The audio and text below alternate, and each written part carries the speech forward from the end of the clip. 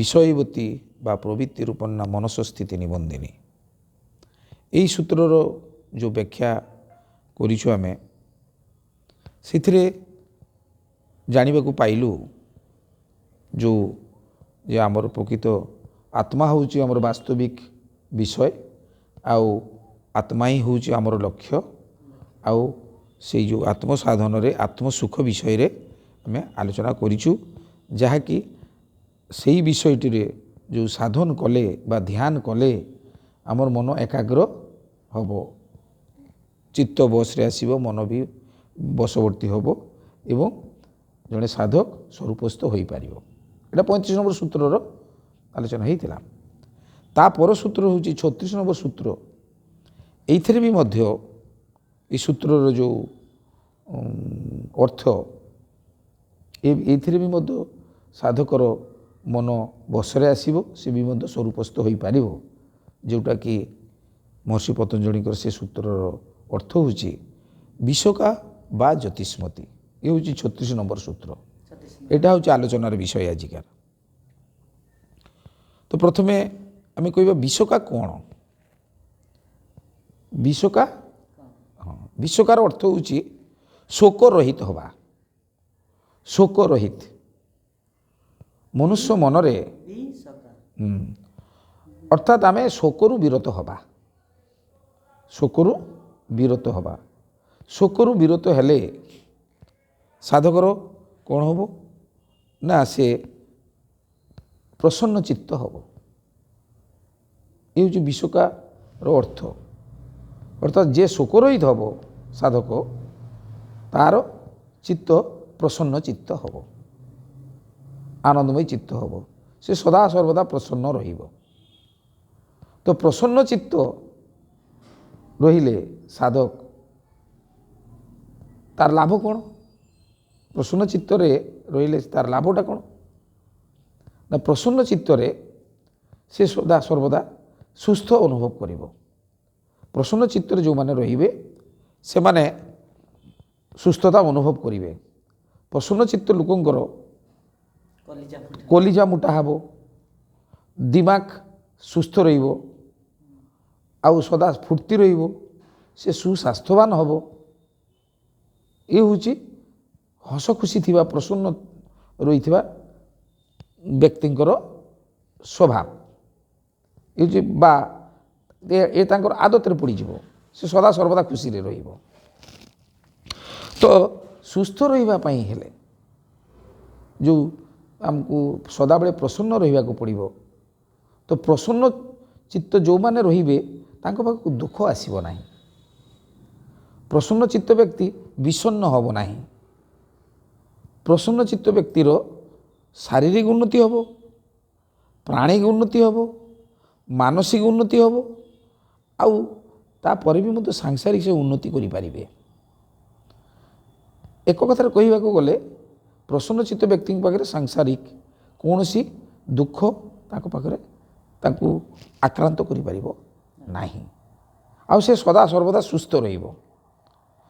ସଦା ସର୍ବଦା ସୁସ୍ଥ, ଯେମିତି ଗୋଟେ କୁହାହେଇଛି ତାର କଲିଜା, ହାର୍ଟ, ତାଙ୍କର ବ୍ରେନ୍, ମସ୍ତିଷ୍କ, ଆଉ ତାଙ୍କର ପ୍ରତ୍ୟେକ ଅଙ୍ଗ ପ୍ରତ୍ୟଙ୍ଗ ସେ ସୁସ୍ଥ ରହିବେ, ସେ ସଦାବେଳେ ଖୁସି ରହିବେ। ତ ଯେଉଁଠି ଆନନ୍ଦ ଅଛି ସେଠି ଦୁଃଖ ନାହିଁ। ଯେ ବ୍ୟକ୍ତି କି ଯେତିକି ସମୟ ସେ ଆନନ୍ଦରେ ନାଇଁ, ଯେତିକି ସମୟ ସେ ଆନନ୍ଦ ସ୍ଥିତିରେ ରହିବ ସେତିକି ସମୟ ଦୁଃଖ ସ୍ଥିତି ତା ପାଖରେ ରହିବ ନାହିଁ। ଇଏ ଏକ ସ୍ଥିତି। ତ ସୁସ୍ୱାସ୍ଥ୍ୟ ରହିବା ପାଇଁ ସୁସ୍ଥ କିଏ? ନା ଯେ ସ୍ୱରେ ସ୍ଥିତ। ସ୍ୱରେ ସ୍ଥିତ ଯେ ସେ ହିଁ ସୁସ୍ଥ ପ୍ରକୃତରେ। ସ୍ୱରେ ସ୍ଥିତ ଥିବା ବ୍ୟକ୍ତି ସଦା ସର୍ବଦା ପ୍ରସନ୍ନ ରହିବ।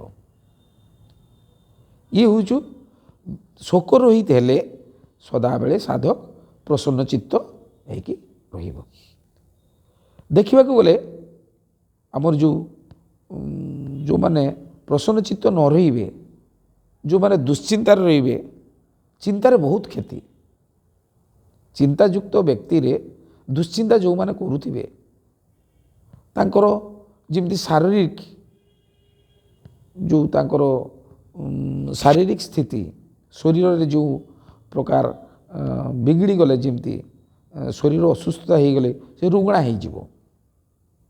ଗୋଟେ କଥାରେ ଅଛି ସାଂସାରିକ ଚିନ୍ତାରେ, ଯେଉଁଟାକି ଚିନ୍ତା ଦ୍ୱାରା ଯେମିତି ମନୁଷ୍ୟ ଯେଉଁ କ୍ଷତିଗ୍ରସ୍ତ হবে, ଯେମିତି ଲୁଣ ମାଟିରେ ପଡ଼ିଲେ ମାଟି ଯେମିତି ଏ ମାଟିର ହାଣ୍ଡିଟି ଲୁଣ ଥିବା ମାଟିର ହାଣ୍ଡିଟି ଯେମିତି ନଷ୍ଟ ହେଇଯାଏ, ସେମିତି ଚିନ୍ତାକ୍ଳିଷ୍ଟ ବ୍ୟକ୍ତି ମଧ୍ୟ ସେମିତି ଲୁଣ ପରି ମାନେ ସେ ଦବିଯିବ, ଜରିଯିବ ଅର୍ଥାତ୍ ପରପର ଶୁଖିଯିବ। ତ ଚିନ୍ତାରେ ଆଉ ବହୁତ ପ୍ରକାର କ୍ଷତି, ଯେମିତି ଦିମାଗର ସୁସ୍ଥ ରହିବାରେ ଦିମାଗର ସୁସ୍ଥତା, ଦିମାଗର ଉନ୍ନତି ଥିଲା। ଚିନ୍ତା ରହିବାରେ ସେ ଯେଉଁ ତାଙ୍କର ଦିମାଗ ମାନେ ତାଙ୍କର ବୁଦ୍ଧି ଆଉ ଖୋଲିବ ନାହିଁ। ସୁସ୍ଥ ରହିବାରେ ଯେଉଁମାନେ ପ୍ରସନ୍ନ ଚିତ୍ତ ବ୍ୟକ୍ତିଙ୍କର କ'ଣ ହେଉଥିଲା, ତାଙ୍କର ମସ୍ତିଷ୍କର ଉନ୍ନତି ହେଉଥିଲା, ବୁଦ୍ଧି ତୀକ୍ଷ୍ଣ ହେଉଥିଲା, ଆଉ ସେ ସଦା ହସ ମୁହଁରେ ଥିଲେ। କିନ୍ତୁ ଚିନ୍ତାକ୍ଳିଷ୍ଟ ବ୍ୟକ୍ତିରେ କ'ଣ ହେବ, ସେ ସଦାବେଳେ ଦୁଶ୍ଚିନ୍ତା ଯୁକ୍ତ ଯେଉଁ ଥିବାରେ ଅପ୍ରସନ୍ନ ଅବସ୍ଥାରେ ତାଙ୍କର କ'ଣ ହେବ ନା ତାଙ୍କର ମସ୍ତିଷ୍କର ଆଉ ବିକାଶ ଘଟିବ ନାହିଁ। ମସ୍ତିଷ୍କ ନିଜ ବୁଦ୍ଧି ବି ମଧ୍ୟ କମିଯିବ, ଆଉ ବୁଦ୍ଧି ଖୋଲି ପାରିବ ନାହିଁ। ମୁଁ ଗୋଟେ ଉଦାହରଣ ଦେବି। ସାଂସାରିକ ଜଗତରେ ଯେଉଁମାନେ ଯେକୌଣସି ବିଷୟ ହେଉ, ଗୋଟେ ବିଷୟ ଯଦି ଆମେ ନେବୁ, ଯେଉଁମାନେ ଅର୍ଥ କଷ୍ଟରେ ଥାଆନ୍ତି, ଯେଉଁମାନେ ଅର୍ଥ କଷ୍ଟରେ ଚାହାନ୍ତି ଶାନ୍ତ ଆର୍ଥିକ ଦୁଶ୍ଚିନ୍ତାରେ ସେ ଚିନ୍ତାଗ୍ରସ୍ତ ଥାଆନ୍ତି। ଆଉ ସେ ସବୁ କାମ ଗୁଡ଼ା କରିବା ପାଇଁ ତାଙ୍କ ଭିତରେ ଡର ଉତ୍ପନ୍ନ ହୁଏ, ସାହସ ନଥାଏ। ସାହସ ନଥିବ। ଗୋଟେ ମାନେ ଯେଉଁମାନେ ଅର୍ଥହୀନ ବ୍ୟକ୍ତି, ଯେଉଁମାନେ ଗରିବ ଲୋକ, ତାଙ୍କର ଯଦି ପାଖରେ ଅର୍ଥ ନାହିଁ ତ ତାଙ୍କର ସାହସ ବି ନାହିଁ, ଶାରୀରିକ କ୍ଷମତା ବି ମଧ୍ୟ ସେଥିରେ ଲୋପ ପାଇବ। ତ ଚିନ୍ତାରେ କ୍ଷତି ଅର୍ଥାତ୍ ଏଇ ଯେଉଁ ଦୁଶ୍ଚିନ୍ତାରେ, ତ ଇଏ ହେଉଛି ସାଂସାରିକ ବିଷୟ ଆମେ ଯେଉଁ ଆଲୋଚନା କରୁଛୁ। ଏ ଯେଉଁ ଦୁଶ୍ଚିନ୍ତା ଦ୍ୱାରା ଯେମିତି ମସ୍ତିଷ୍କର କ୍ଷତି, ସେମିତି ଶାରୀରିକ ସମସ୍ତ ପ୍ରକାର ଅଙ୍ଗ ପ୍ରତ୍ୟଙ୍ଗର ସବୁ ରୁଗ୍ଣା ହେବ, ରୋଗଗ୍ରସ୍ତ ହେଇଯିବ, ଶାରୀରିକ କ୍ଷମତା କମିଯିବ। ପ୍ରାଣୀ କ୍ଷମତା ତ ନିଶ୍ଚିତ କମିବ, ଶାରୀରିକ କ୍ଷମତାରୁ ବି ମଧ୍ୟ କମିଯିବ। ମାନସିକ କ୍ଷମତାରୁ ଆମର ଯେଉଁ ମନ ଯଦି ଖରାପ ହେଲା, ଶରୀର ଖରାପ ହେଲା, ଯଦି ସମସ୍ତ ଅଙ୍ଗ ପ୍ରତ୍ୟଙ୍ଗ ଗୁଡ଼ିକ ମଧ୍ୟ ଖରାପ ହେବ, ଆଉ ସେମାନେ ସଂସାରରେ ଦୁର୍ବଳ ବ୍ୟକ୍ତିରେ ପରିଚିତ ହେବେ। ଏ ହେଉଛି ଚିନ୍ତା ଦ୍ୱାରା କ୍ଷତି। ଆଉ ତାଙ୍କର ସମସ୍ତ ପ୍ରକାର ଉନ୍ନତି କେମିତି ହେବ, ଅଭୁଦ୍ଦୟ ବୋଲି ଗୋଟେ କଥା ଅଛି, ଅଭୁଦ୍ଦୟ। ତ ସିଏ ଅଭୁଦ୍ଦୟ, ସେ ବିଷୟରେ ତାଙ୍କର ଯେତେ ପ୍ରକାର ଉନ୍ନତି, ଯେଉଁମାନେ ସୁସ୍ଥ ରହିବେ ବ୍ୟକ୍ତି, ତାଙ୍କର ଯେତେ ପ୍ରକାର ସାଂସାରିକ ଉନ୍ନତି, ଶାରୀରିକ ଉନ୍ନତି, ମାନସିକ ଉନ୍ନତି, ସଂସାରରେ ସେ କ୍ଷମତା ସମ୍ପୂର୍ଣ୍ଣ ଆଭିଜାତ ସମ୍ପୂର୍ଣ୍ଣ ବ୍ୟକ୍ତି ସିଏ ହେବ। ଇଏ ହେଉଛି ସୁସ୍ଥ ରହିବା ବ୍ୟକ୍ତିର ସବୁଠାରୁ ବଡ଼ ଲାଭ। ସେ ସବୁଥିରେ ଉନ୍ନତ ହେବ। ତ ଏହା ପରେ ଆସୁଛି ଯେଉଁ ଜ୍ୟୋତିଷ୍ମତି ସ୍ଥିତି। ଜ୍ୟୋତିଷ୍ମତି ସ୍ଥିତି କ'ଣ? ବିଷଗ ବା ଜ୍ୟୋତିଷ୍ମତି। ଆମେ ବିଷଗାର ଆଲୋଚନା କଲେ ଜ୍ୟୋତିଷ୍ମତିର ଅର୍ଥ ହେଉଛି ଜ୍ଞାନର ପ୍ରକାଶ। ଜ୍ଞାନର ପ୍ରକାଶ ଏଇଠି ଆମେ ଆଲୋଚନା କରିବୁ। ଯେଉଁ ଜ୍ୟୋତିଷ୍ମତି, ଏ ଜ୍ୟୋତିର ନୁହେଁ। ଜ୍ୟୋତିଷ୍ମତିର ଅର୍ଥ ହେଉଛି ଜ୍ଞାନର ପ୍ରକାଶ। ଜ୍ଞାନକୁ ଜ୍ୟୋତି ବୋଲି କୁହାଯାଇଛି। ଯେଉଁମାନେ ଜ୍ଞାନୀ, ସେମାନେ ସାଂସାରିକ ସମସ୍ତ ପ୍ରକାର ଅସୁବିଧା ଗୁଡ଼ିକୁ ସେମାନେ ଜାଣିପାରନ୍ତି। ଯେଉଁମାନେ ଜ୍ଞାନୀ, ଗୋଟେ ଉଦାହରଣ ଦିଆଯାଇପାରେ। ଗୋଟେ ଅନ୍ଧକାର ଘରେ ଯଦି ଜଣେ ଜ୍ଞାନୀ ବ୍ୟକ୍ତି, ଅନ୍ଧକାର ଘରେ କ'ଣ ଅଛି ଯଦି ସେ ବିଷୟରେ ଜଣଙ୍କର ଜ୍ଞାନ ଥିବ, ତାହେଲେ ସେ ଅନ୍ଧକାରରେ ମଧ୍ୟ ସେ ଯାଇ ସେ ବସ୍ତୁଟିକୁ ସେ ପାଇପାରିବ। ଯଦି ତାଙ୍କର ସେ ଜ୍ଞାନଟି ନଥିବ, ତାହେଲେ ସେ ଆଲୋକର ସାହାଯ୍ୟ ନେବାକୁ ପଡ଼ିବ, ଆଲୋକର ସାହାଯ୍ୟ ପଡ଼ିବ। ତେଣୁ ଏଇ ଯେଉଁ ଜ୍ୟୋତିଷ୍ମତି ଅବସ୍ଥାଟା ହେଉଛି ଯେ ଆମର ଜ୍ଞାନର ପ୍ରକାଶ। ଯିଏ ଯେତେ ଜ୍ଞାନବାନ ହେବ, ଯିଏ ଯେତେ ଜ୍ଞାନବାନ ହେବ ସେତେ ତାଙ୍କର ମନସ୍ଥିତିଟା ଏକାଗ୍ର ହେବ। ଏଠି ଆଉ ଗୋଟେ କଥା କହି ରଖୁଛୁ, ବିଶ୍ୱକ ବା ଜ୍ୟୋତିଷ୍ମତି ପ୍ରବୃତ୍ତି ରୂପାନ୍ନା ମନସ ସ୍ଥିତି ନିବନ୍ଧିନୀ। ବିଶ୍ୱକା ବା ଜ୍ୟୋତିଷ୍ମତି ଆମର হয় ଶୋକ ରହିତ ରହିବ, ନହେଲେ ସେ ଜ୍ଞାନର ପ୍ରକାଶଯୁକ୍ତ ଥିବେ। ଯଦି ଜ୍ଞାନର ପ୍ରକାଶଯୁକ୍ତ ଥିବ ତାହେଲେ ତାଙ୍କର ସେ ପ୍ରବୃତ୍ତି ଯେତେବେଳେ ତା ଭିତରେ ସୃଷ୍ଟି ହେବ। ଏଠି ପ୍ରବୃତ୍ତିର ଅର୍ଥ କ'ଣ? ବୃତ୍ତି ମାନେ କ'ଣ? ମନ ସାଂସାରିକ ବୃତ୍ତି ବୋଲି ଆମେ କହୁଛୁ, କାର୍ଯ୍ୟରତ। ପ୍ରବୃତ୍ତି ମାନେ ପ୍ରକୃଷ୍ଟ ଭାବରେ ପ୍ରବୃତ୍ତି, ପ୍ରକୃଷ୍ଟ ଭାବରେ ସେ ବୃତ୍ତିରେ ଯୁକ୍ତ ଥିବ। ତ ଯେଉଁମାନେ ଜ୍ଞାନର ପ୍ରକାଶ ଯେଉଁମାନଙ୍କର ହେଇଥିବ, ତ ଇଏ ଯେଉଁ ଜ୍ଞାନ କହିବାଲେ ସାଂସାରିକ ଜ୍ଞାନ ଆମେ ଆଲୋଚନା ଟିକେ ରଖିବୁ। ଯେମିତି ସାଂସାରିକ ଜ୍ଞାନ ଯଦି ଆମେ ଗୋଟେ ଧରିବା, ଜଣେ କୌଣସି ବ୍ୟବସାୟୀ, ଯେଉଁ ବ୍ୟବସାୟୀ ଟିକେ ସେ କରୁଛି, ସେ ବ୍ୟବସାୟୀର କିଛି ଦିନ ଯଦି ଜ୍ଞାନ ଅର୍ଜନ କରିବ ତାହେଲେ ସେ ବ୍ୟବସାୟରେ କେମିତି ଆଣିବ, କେମିତି ବିକ୍ରି କରିବ, କେମିତି ଗ୍ରାହକମାନଙ୍କ ସହିତ ସମ୍ପର୍କ ରଖିବ, ଏଇ ଯେଉଁ ଜ୍ଞାନ ସେ ଯେତେବେଳେ ତାଙ୍କର ପୂର୍ବରୁ କାର୍ଯ୍ୟ କରୁଥିବା ସମୟରେ ସେ ଯଦି ଜ୍ଞାନର ଯଦି ମାନେ ସେ ଜ୍ଞାନର ଆଲୋକ ଯଦି ସେ ପାଇଥିବ, ବା କିଛି ଦିନ ଯଦି କୌଣସି ପାଖରେ କାହାରି ପାଖରେ ସେ ଜ୍ଞାନଟାକୁ ଯଦି ପାଇଥିବ, ପୁଣି ଯେତେବେଳେ ସେ ନୂଆ ବ୍ୟବସାୟୀ ଯେତେବେଳେ ସେ କରିବାକୁ ଯିବ, ସେଇ ବ୍ୟବସାୟୀଟିକୁ ସେ ଖୁବ୍ ଭଲ ଭାବରେ କରିପାରିବ।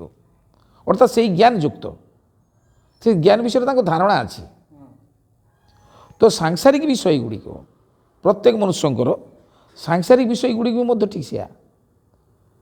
ସାଂସାରିକ ବିଷୟ ଗୁଡ଼ିକ ସତ୍ୟ, ଯିଏ ଯେଉଁ କର୍ମ ସେ ସେଇ କର୍ମ ବିଷୟରେ ଜ୍ଞାନ ରହିବା ଦରକାର। এইটি ଯେଉଁ ଜ୍ୟୋତିଷ୍ମତିରେ ଯେଉଁ ଆଲୋଚନାଟା ଆମେ ବାରମ୍ବାର କରୁଛୁ, ଯେ ଜ୍ୟୋତିଷ୍ମତି କ'ଣ ନା, ଏଇ ଯେଉଁ ଜ୍ଞାନ ଆମ ଭିତରେ ଯେଉଁ ଆତ୍ମିକ ଜ୍ଞାନର କଥା କୁହାଯାଇଛି, ଜ୍ଞାନର ପ୍ରକାଶ ଆମର ଆତ୍ମା ହେଉଛି ଜ୍ଞାନ ଯୁକ୍ତ, ଶୁଦ୍ଧ ଜ୍ଞାନ ଯୁକ୍ତ, ଶୁଦ୍ଧ ସେ ଜ୍ଞାନ ଯୁକ୍ତ। ତ ସେ ସ୍ଥିତିକୁ ଯିଏ ଯିବ, ସେ ସ୍ଥିତିର ଯେ ଆପଣଙ୍କର ମନନ ଚିନ୍ତନ କରିବ, ଅର୍ଥାତ୍ ଶ୍ରଦ୍ଧାଇ କରିବ। ଗୁରୁଦେବଙ୍କର ବହି ଯେଉଁ ଅଛି, ଯେଉଁଟା ଅତ୍ୟନ୍ତ ସତ୍ୟ ଆତ୍ମଜ୍ଞାନ ପୁସ୍ତକ, ଏଇସବୁ ପୁସ୍ତକ ଗୁଡ଼ିକ ପଢ଼ିଲେ ପୂର୍ବରୁ ଯେଉଁ ସଦ୍ଗୁରୁଦେବଙ୍କର ଯେଉଁ ଅନୁଭବ ଜନିତ ଯେଉଁ ଜ୍ଞାନରୁ ସେ ପୁସ୍ତକ ଗୁଡ଼ିକୁ ସେ ଲେଖିଛନ୍ତି ଯେ ଆତ୍ମାର ଏ ଶକ୍ତି ଅଛି, ଏମିତି ଶକ୍ତି ଅଛି, ଏମିତି ଜ୍ଞାନ ଅଛି, ତାର ପବିତ୍ରତା ଏମିତି ଅଛି। ଏଇସବୁ ବିଷୟରେ ଜାଣିଲେ ସାଧକର ଜ୍ଞାନ ହେଉଥିବ। ଯେମିତି ଆଉ ଗୋଟେ ଜ୍ଞାନର କଥା କହିବା, ସଦ୍ଗୁରୁଦେବ କହୁଛନ୍ତି ଆମେ ସମସ୍ତେ ରୋଗୀ, ଆମେ ସମସ୍ତେ ରୋଗରେ ପଡ଼ୁ, ରୋଗଗ୍ରସ୍ତ ରହୁ। ତ ରୋଗଗ୍ରସ୍ତ ରୋଗୀଙ୍କର ମାନସିକ ସ୍ଥିତି ପରପର ଦୁର୍ବଳ ହେଉଥିବ। କିନ୍ତୁ ସଦ୍ଗୁରୁଦେବ ସେଇ ଜ୍ଞାନଟିକୁ ସେ ତାଙ୍କର ପୁସ୍ତକରେ ଲେଖିଛନ୍ତି ନିରୋଗ ହେବାର ଅଦ୍ଭୁତ ଉପାୟରେ, ଯେଉଁଟା ମାନସିକ ଚିକିତ୍ସା, ପ୍ରାଣିକ ଚିକିତ୍ସା, ଦୈହିକ ଚିକିତ୍ସା, ଧ୍ୟାନ ଚିକିତ୍ସା, ବିଭିନ୍ନ ପ୍ରକାର ଚିକିତ୍ସାର କଥା ଲେଖିଛନ୍ତି। ତ ମାନସିକ ଚିକିତ୍ସାର କଥା ଯଦି କହିବା, ସେ ଯଦି ବାରମ୍ବାର ନିଜକୁ ନିରୋଗ ବୋଲିକି ସେ ନିଜ ଜପୁଥିବ, ନିଜ ଭିତରେ ଭାବନା କରୁଥିବ, ତାହେଲେ ସେଇ ରୋଗର ଯେଉଁ ରୋଗଟାକୁ ସେ ରୋଗ ଭିତରୁ ବାହାରି ଆସିବା ବା ରୋଗକୁ ନିଜ ଭିତରୁ ବାହାର କରିଦେବାର ସେ ଜ୍ଞାନ ପାଇଯିବ। ଆମେ ସେ ଜ୍ଞାନ ତ ଆଗରେ ଜାଣିନଥିଲୁ, କିନ୍ତୁ ସଦ୍ଗୁରୁଦେବଙ୍କର ବହିରେ ଜାଣିଲୁ। ଯଦି ବା ଜଣେ ରୋଗୀ, ସେ କିନ୍ତୁ ନିରୋଗର ସଦାବେଳେ ଭାବନା କରୁଥିବ, ନିରୋଗର ଭାବନା କରୁଥିବ। ଇଏ ହେଉଛି ମାନସିକ ଚିକିତ୍ସା। ତ ଏଇ ଯେଉଁ ଜ୍ଞାନ ଯାହାର ଅଛି, ସେ ରୋଗରେ ପଡ଼ିଲେ ବି ମଧ୍ୟ ମାନସିକ ସ୍ତରରେ ବାରମ୍ବାର ସେ ଭାବନା କରି ନିଜ ଭିତରୁ ରୋଗରୁ ସେ ମୁକ୍ତି ପାଇଯିବ। ଏଇ ଯେଉଁ ଜ୍ଞାନ, ତ ଇଏ ହେଉଛି ଆତ୍ମଜ୍ଞାନ। ତ ଆତ୍ମଜ୍ଞାନର ପ୍ରକାଶ ଯାହା ଭିତରେ ଉଦୟ ହେବ, ସେଇଟା ହିଁ ହେଉଛି ଆମର ଜ୍ୟୋତିଷ୍ମତି ସ୍ଥିତି। ଆତ୍ମଜ୍ଞାନର ଯାହାର ପ୍ରକାଶ ହେଉଥିବ ତାର ମନଟା ଶୀଘ୍ର ଆପଣଙ୍କର ସ୍ୱରୂପସ୍ଥ ଆଡ଼କୁ ପଳାଇ ଆସିବ। ସେତେବେଳେ ସ୍ୱରୂପ ଦିଗରେ ତାଙ୍କର ମନନ ଚିନ୍ତନ ସେ କରିବାକୁ ଆରମ୍ଭ କରିବ। ସ୍ୱରୂପ ପ୍ରତି ତାଙ୍କର ବଢ଼ିଯିବ ଆଗ୍ରହ, ଆଉ ସ୍ୱରୂପ ସ୍ଥିତିକୁ ସେ ପଳାଇବ, ଶୀଘ୍ର ପହଞ୍ଚିବ। ଇଏ ହେଉଛି ବିଷକ ବା ଜ୍ୟୋତିଷ୍ମତି ସ୍ଥିତିରେ ମନସ ସ୍ଥିତି ନିବନ୍ଦିନୀ। ମନକୁ ଏକାଗ୍ର ହେବା ପାଇଁ ଯେଉଁ ବିଷକ ବା ଜ୍ୟୋତିଷ୍ମତି ଅର୍ଥାତ୍ ସେ ଶୋକରହିତ ହେଲେ ପ୍ରସନ୍ନ ଚିତ୍ତ ହେବ। ପ୍ରସନ୍ନ ଚିତ୍ତ ହେଲେ ଜଣେ ସୁସ୍ଥ ରହିବ, ଶାରୀରିକ ସୁସ୍ଥ ସହିତ ମାନସିକ ସୁସ୍ଥତା ଅବଲମ୍ବନ କରିବ ଏବଂ ତାପରେ ତାର ସମସ୍ତ ପ୍ରକାର ଉନ୍ନତି ହେବ ଏବଂ ତାପରେ କ'ଣ ହେବ ନା ସେ ଜ୍ୟୋତିଷ୍ମତି ସ୍ଥିତିକୁ ପଳାଇବ, ତାଙ୍କର ଜ୍ଞାନର ପ୍ରକାଶ ଘଟିବ। ଇଏ ହେଉଛି ସେତେବେଳେ ହେଉଛି ତଦାଦୃଷ୍ଟୁ ସ୍ୱରୂପ ଅବସ୍ଥାନ ସ୍ଥିତ। ଇଏ ହେଉଛି 36 ନମ୍ବର ସୂତ୍ରର ଯିଏ ସ୍ୱରୂପସ୍ଥ ସିଏ ହିଁ ସ୍ୱସ୍ଥ। ଯିଏ ସ୍ୱରୂପସ୍ଥ ସେ ହିଁ ସ୍ୱସ୍ଥ। ଆଉ ଯେତେ ସବୁ କହୁଛନ୍ତି ସୁସ୍ଥ କେବେ ହେଇପାରିବନି, ଯିଏ ସ୍ୱରୂପସ୍ଥ ରହିବ।